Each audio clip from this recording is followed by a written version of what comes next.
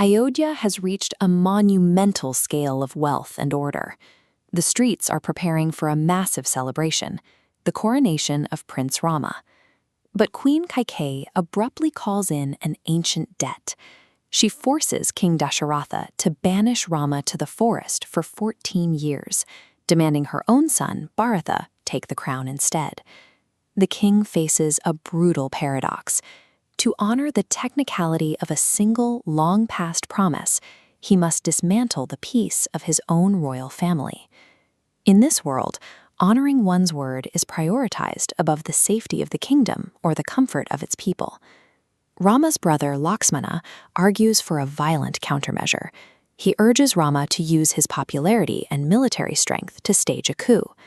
But looking at the rigid Sanskrit text blocks of this manuscript, we see Rama's rejection of armed rebellion. He chooses dharma, the law of duty. To Rama, a father's vow is an unbreakable contract. He strips off his royal silks, puts on the rough bark clothing of an ascetic, and walks out of the city gates alongside his wife Sita and his brother. Rama's departure draws a line on the map that begins in the heart of civilization and moves steadily toward the unknown. This map tracks their movement away from the capital. They cross the Tamasa River, establishing the first boundary of their exile. The path pushes further, crossing the Ganges. As the civilized borders fade, they pass a point of no return into the wilderness. Back in the capital, the physical separation proves lethal. Unable to bear the grief of his son's departure, King Dasharatha dies. Ayodhya is left without a successor. The capital plunges into deep mourning and political uncertainty. Every physical step Rama takes to preserve his moral standing correlates to the steady erosion of the world he left behind. The trio arrives at the mountain of Chitrakuta. It's a temporary refuge, but it becomes the site where Rama's journey collides with the past. Bharata arrives with an army. He brings the news of their father's death and begs Rama to return and rule. A philosopher named Javali attempts to persuade Rama that religious duty is a myth, urging him to ignore the vow and seize the throne. Rama refuses to break his word. He hands Bharata his sandals to rule in his stead, signaling his commitment to the exile. By rejecting the throne a second time, Rama severs his final tie to civilization and commits to the depths of the forest. The route line on this map now plunges south. It enters a zone labeled Dandak, where the terrain turns jagged and hostile.